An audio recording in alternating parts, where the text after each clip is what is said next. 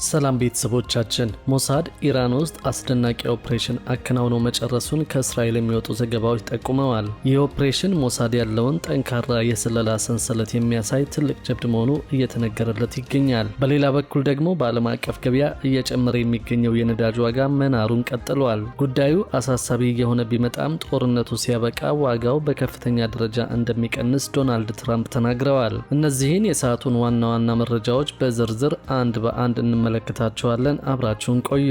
በኢራናዊው እስማኤል ቃኒ ምክንያት የእስራኤሉ የስለላ ድርጅት ሞሳድ በድጋሚ ከፍተኛ ሙገሳ እያገኘ ይገኛል። ሰውየው ባለ 9 ሕይወት ናቸው ይባላል። ቃኒ ይህንን ስም ያገኙት ያለ ምክንያት አይደለም። ደጋግመው ከሞት ስለተረፉ ነው በዚህ ስም መጠራታቸው። ቃኒ በዙሪያቸው ያሉ ከፍተኛ የኢራን መሪዎችን የገደሉ 9 የግድያ ሙከራዎችን በተደጋጋሚ ቢፈጸሙም ቃኒ ግን ከነዚህ ግድያዎች በማምለጣቸው ምክንያት የ9 ሕይወት ባለቤቱ ሰው የሚል ስያሜ አትርፎላቸዋል። ቃኒ የአብዮታዊ ዘመሪ ለመሆን የበቁት አሜሪካ የቀድሞውን የአብዮታዊ ዘመሪ ቃሲም ሱሌማንን መግደሏን ተከትሎ ነው። የኢራን ጠቅላይ መሪ አያቶላ አሊ ሀሚኔና በርካታ ያገዛዙ ከፍተኛ ባለስልጣናት ከሰሞኑ አሜሪካና እስራኤል በፈጸሙት ጥቃቶች ቢገደሉም ቃኒ በቦታው አልነበሩም። አሜሪካና እስራኤል በኢራን ላይ ጥቃት ከመፈጸማቸው ከ20 ደቂቃዎች ቀደም ብሎ ቃኒ ከሀገሪቱ ጠቅላይ መሪ አሊ ሀሚኔ ጋር የነበራቸውን ስብሰባ ታምም ያለው በሚል ምክንያት በድንገት አቋርጠው መውጣታቸው ነው የተነገረው። ይህ ድርጊታቸው ስለ ጥቃቱ አስቀድመው መረጃ እንደነበራቸውና ከጠላቶቻቸው ጋር ሳይተባበሩ እንዳልቀረ ከፍተኛ ጥርጣሬ ፈጥሮ ቆይቷል። ቃኒ ከሞት ሲያመልጡ ይህ የመጀመሪያ ጊዜያቸው አይደለም። በጥቅምት ወር 2024 ሞተዋል ተብሎ ታውጆ የነበረ ቢሆንም በኋላ ላይ በቴሌቪዥን መስኮት ብቅ ማለታቸው ታውቋል። በ2025 የ12ቱ ቀናት ጦርነት ወቅትም በበርካታ የዜና ማሰራጫዎች ሞተዋል ተብሎ በተደጋጋሚ ተዘግበው ነበር። እሳቸውም በድጋሚ በብሔራዊ ቴሌቪዥን ብቅ ብለው አለመሞታቸውን አሳይተዋል።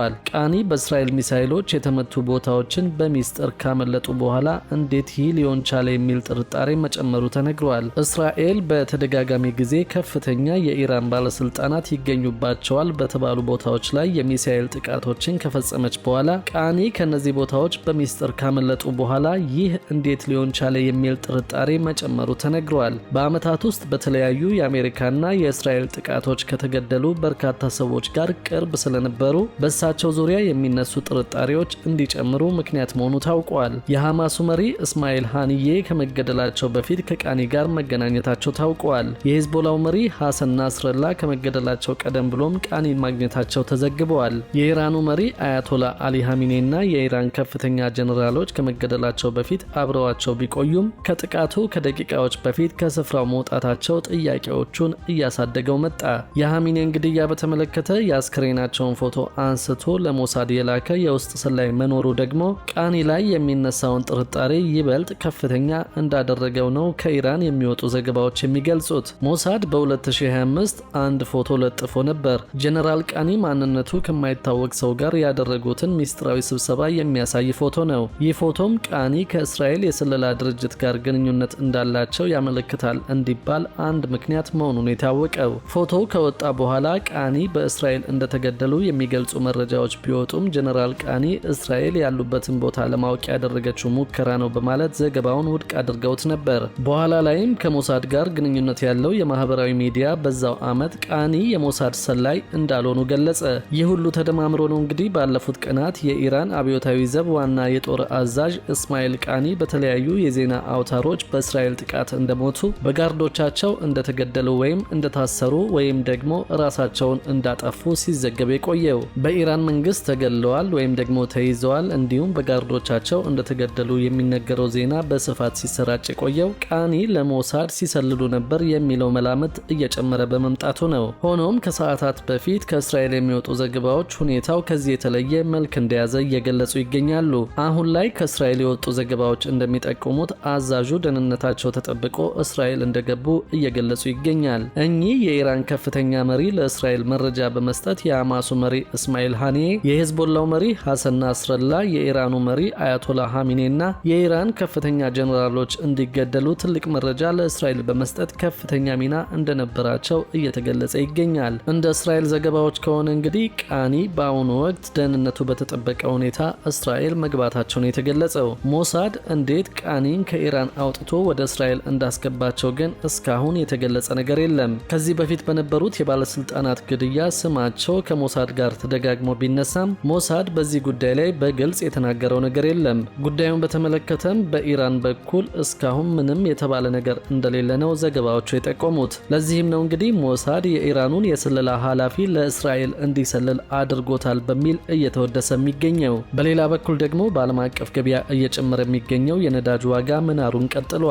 ጉዳዩን አሳሳቢ እየሆነ ቢመጣም ጦርነቱ ሲያበቃ ዋጋው በከፍተኛ ደረጃ እንደሚቀንስ ዶናልድ ትራምፕ ተናግረዋል። በመካከለኛው ምስራቅ እየተባባሰ በመጣው ግጭት ምክንያት የዓለም የነዳጅ ዋጋ ከፍተኛ ጭማሪ አሳይቷል። የብሬንት ድፍድፍ ነዳጅ ዋጋ ከሚያዝያ 2024 ወዲህ ለመጀመሪያ ጊዜ በበርሜል $90 በመሻገር በ5.5 በመቶ አድጓል። በተመሳሳይ የአሜሪካው የዌስት ቴክሳስ መካከለኛ ድፍድፍ ነዳጅ የ8 በመቶ ጭማሪ በማሳየት $87.5 መድረሱ ታውቋል።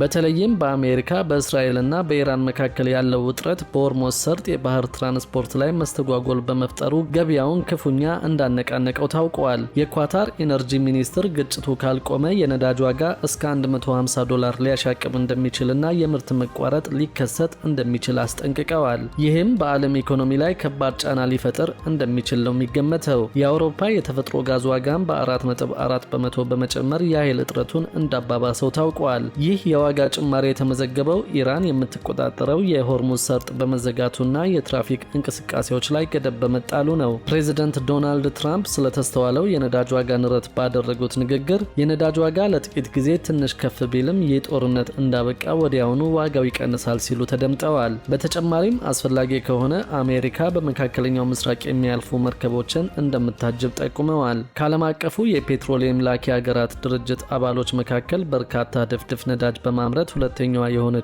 ኢራቅ በቀን ውስጥ የምታመርተውን መጠን በ1.5 ሚሊዮን በርሜል ገደማ መቀነሷን የዜና ወኪሉ ሮይተርስ ዘግበዋል። የሀገሪቱ የነዳጅ ምርት በግማሽ ገደማ የቀነሰው በነዳጅ ማከማቻ እንዲሁም በኤክስፖርት መስመሮች ላይ በተጣለው ገደብ ምክንያት እንደሆነ ባለስልጣናት ተናግረዋል። ኤክስፖርት በድጋሚ የማይጀመር ከሆነ ሀገሪቱ በየቀኑ የምታመርተውን 3 ሚሊዮን በርሜል ድፍድፍ ነዳጅ ልታቆም እንደምትችልም ተገልጿል። በተጨማሪም ኢራን ከዓለም ነዳጅ 1/5ኛው በሚተላለፍበት የሆርሙዝ ሰርጥ ላይ የሚጓዙ የነዳጅ ታንከሮችን የጥቃት ኢላማ ማድረጓን ቀጥላለች። በሰርጡ በኩል የሚደረግ የመርከብ ጉዞም እንደተዘጋ ይገኛል። የኢራን ጥቃት ኢላማ የነበረው ዋነኛው የሳውዲ አረቢያ የነዳጅ ማጣሪያ ላይ የድሮን ጥቃት ሙከራ መደረጉን የሀገሪቱ መከላከያ ሚኒስቴር ገልጿል። የጥቃት ሙከራ ተደርጎበታል የተባለው ራስ ታኑራ የነዳጅ ማጣሪያ በሳውዲ አረቢያ ትልቁ የነዳጅ ምርት ተቋም እንደሆነ ይታመናል። የሳውዲ መከላከያ ሚኒስቴር ጥቃቱ በድሮን እንደተፈጸመና ምንም አይነት ጉዳት እንዳላደረሰ የመጀመሪያ ደረጃ ግምቶች እንዳሉ አመልክቷል። የነዳጅ ማጣሪያው ከዚህ አስቀድሞም በኢራን ጥቃት እንደተፈጸመበት ይታወቃል። በቅርቡ የተነሳ የሳተላይት ምስል በማጣሪያው ላይ የደረሰውን ጉዳት መጠን እንደሚያሳይም ታውቋል። ከጥቃቱ በኋላ የማጣሪያ ተቋሙ ህንፃ በእሳት ተያይዞ እንደነበርም ነው የተገለጸው። ይህንን የድሮን ጥቃት ተከትሎ ለጥንቃቄ እርምጃ ሲባል የተወሰነው የነዳጅ ማጣሪያው ክፍል እንዲዘጋ መደረጉን የሳውዲ መንግስት አስታውቆ እንደነበርም ይታወሳል። ራስ ታኑራ የነዳጅ ማጣሪያ በሳውዲ ብቻ ሳይሆን በዓለም ዙሪያ ካሉ ግዙፍ የነዳጅ ማጣሪያ ማዕከላት መካከል አንደኛው መሆኑ ይታወቃል።